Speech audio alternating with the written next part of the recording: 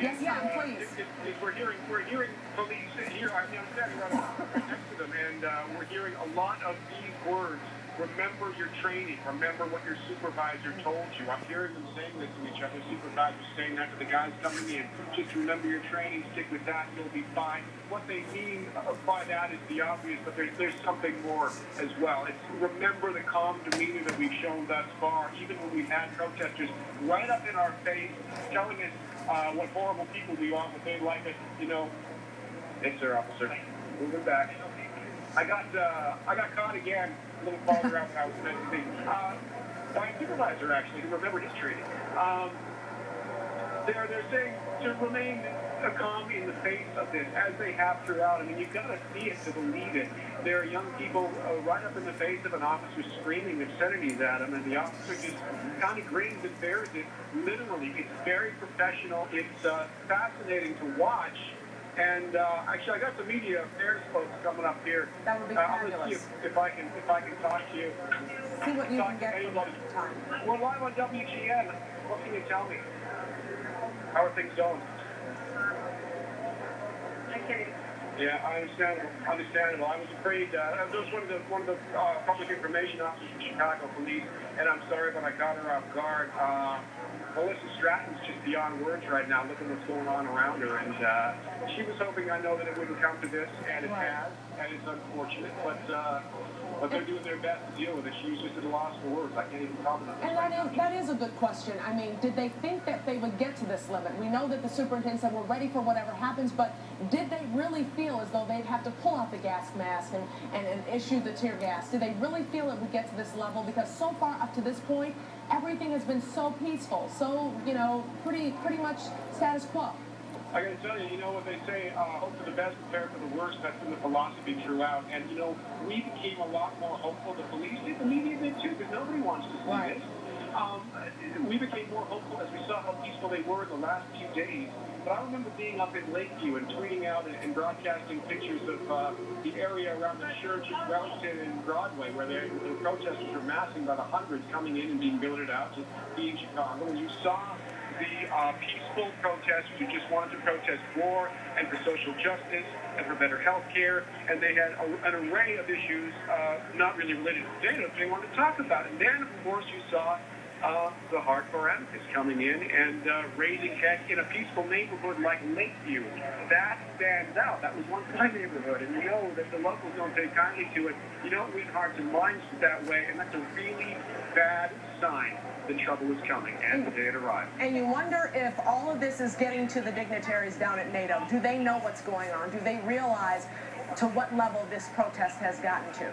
I can answer that question for you. They do not. Too. I mean, we've talked to a lot of people representing various NATO delegations. I have in the time leading up to this, and they see this everywhere they go. They see this in every city they venture into, because now the media's being asked to please disperse in this direction, so I'm just going to disperse. I guess. Hey, Tom, but the NATO delegates see this in every city they come to, because NATO or G8 or what have you, a conference, a gathering of this nature, of this profile, where the President and First Lady are in attendance, greeting delegates from all over the world.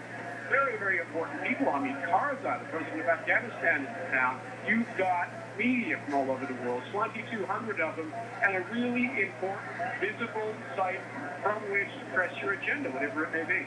Well, I can tell you, I was just down at McCormick Place about an hour ago, and I was in the press room. And so you have no idea. You can't see the demonstrators, you can't hear them, and unless they happen to be watching live television from their rooms, which they are if they're in meetings, the demonstrators are missing their chance to alert and get their message out. Because that may have happened earlier, but now they've missed their opportunity. Because this is, of course, going to, if they don't move on, it has the risk of escalating into something else. Police are still trying to maintain, it seems, give them every opportunity to move on. And Tom or Julie, I don't know which one of you can answer this, but from our producers, we got in our ear just a few minutes ago that protesters were preparing to do something toward police. I don't know what that means. I don't know if they know what you know, the protesters may be trying to do to police, and I don't know if you're seeing anything out on the ground. Have they pulled out any sort of mace or tear gas or anything like that? I don't think that's an option they have. The protesters. It's an option they have at all, but the protesters, no. I doubt that I can't see what you can see, but I doubt that there are numbers sufficient to mount a serious assault against police at this point, and if they did, the retort would be completely regrettable. So, again, as I'm talking, I'm watching another protester let out, and you know what? Oddly, as he passes me, he's getting a little bit profane. I got to move back. I don't want that going on the air. But oddly, as he passes me and notes that I'm probably a member of the media, he's in incredible pain. He wasn't a second ago. I'm certain of it, and they were leading him out like last week. But it's an interesting dynamic playing out here. Let's put it that way. As far as the threat to police being imminent, they are prepared for that. As you saw, gas masks on, helmets on, visors down. But they don't anticipate it. What they anticipate is a pushback from what they're about to do, and you're seeing them now moving northbound on Michigan Avenue and westbound on 22nd, trying to move protesters. Tom, we're going to go to Julie because the police are really moving in, trying to corner them. Julie, what are you seeing? What can you tell us? We are up above where this is going. Police have mobilized. They are now moving into this intersection as they did probably 20, 30 minutes ago to try and get this crowd to move west again. I'm watching Superintendent McCarthy's eyes. He is standing behind his men and women, and he is pushing this crowd forward. It is clearly his order. They're moving metal barricades behind the officers. Hey guys, we're going to move while we're going. I'm on right now. Let's keep going. So what we're seeing is state police backing up the Chicago police. Again, everyone in riot gear still. I'm watching McCarthy behind me. Julie's photographer moving his camera right now to get a better shot, get a better vantage point. And they are moving, the police in their riot gear are moving in. We did see them just a little while ago. What do you see, Julie? Okay, we moved to the other side of the building. Okay. So police are trying to get, sorry guys, we're trying to get everybody to move west down Cermak. What that's creating is a crush of people against the building that we're on top of right now. Again, the question is, are police going to have to resort to tear gas? We're keeping an eye on McCarthy. I see him across this group. It seems to be a relatively small amount of protesters compared to what we have seen in the last couple of hours. But who's wearing black masks and black hoods and all of that? It's not clear anymore. People look like they're largely in street clothes, but anybody who's still here is asking for trouble right now. They've been warned in Spanish.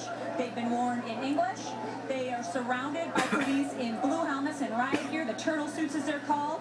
We can see all of their zip tags in their chests, so they are ready to perform arrests. Julie, they're up against this building. They have nowhere to go because we can't see past that little brick layer that's right beneath you. Are they up against the wall? Yes, if you're looking at our shot, we are looking directly down from our building, and this is a brick wall. So these folks are cornered. There's no doubt about that. What's going to happen next is unclear, because they all could turn and head west, which would be a way out, which is what police want them to do. If they choose not to, and they're all pushing back, my friend Calvin's probably getting a shot right here.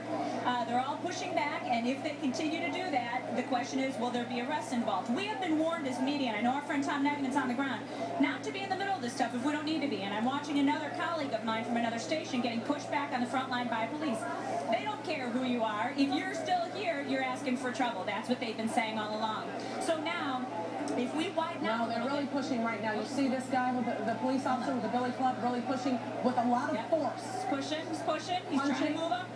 Under their feet are the metal barricades that are flat on the ground now. So you can see that they are trying to push forward in that group as peacefully as they can. But behind them, I'm going to be your eye for you on this one, they are trying to reinforce the groups that are moving up against these protesters one-on-one. And they're also peeling them off one by one, moving them back through the police lines to be arrested. Those who, not all of them, but one or two at a time, it looks like the real troublemakers who have pushed back against the officers are being peeled off and fed back through the lines. Now, that's the first time we've seen that many people behind those going westbound, as opposed to these folks here that we're looking at, who we're looking at now, who are right up against the front line. There's a bike, you all. If you can hear me now, you were wondering if bikes were being used as weapons. Police just confiscated somebody's bike, grabbed it, and threw it to the back of the crowd. They're getting it out. There is also an empty spot to the right where the scuffle is. They need to get people out of here one by one. That's what they're doing. But here comes another wave of that pushback from protesters and police. You can even see some fellow officers pulling their own officers back who may be getting a little bit too pushy. So they're kind of keeping peaceful, yet, you know, when I say peaceful, I mean the police officers are trying to use the least amount of force as possible, I think. And I think it's a delicate line, you guys. Yesterday was a game of cat and mouse throughout the city. This is a whole different story. They're trying to evacuate this area, get these people out of here, and now they're using the metal fence. Holy shit. To push back. This is how pressures against people can happen. They're now lifting a metal barricade up. Police have it. Holy shit. They're using it now against the protesters. Now that it's one-on-one, you can see below us. Here becomes the pushback. Your sea of blue helmets against the people below. Take a look at these two guys right here below, standing on some kind of beach. This is really an amazing sight that we're looking at right now. Now, they did get the metal gate away from them. Police are taking it back away from them, so they were able to confiscate that. Oh, that guy's gonna But get they're trampled. really pushing them against the wall right now. you saying police down, Julie? You Oh. So now people are pinned around a tree. Police are trying to back them up because there are people flat on their backs. That's when things get dangerous and people get crushed. There's one guy in front in a blue helmet, one of the officers, who's pushing back, and now the crowd of protesters starting to throw things again. Some kind of fluid tossed up and above, bouncing off the helmets of the officers who are trying to push forward, which is again towards west on Cermak. That's the game that's going on right now. And to be honest with you, police are being successful at it. It isn't pretty.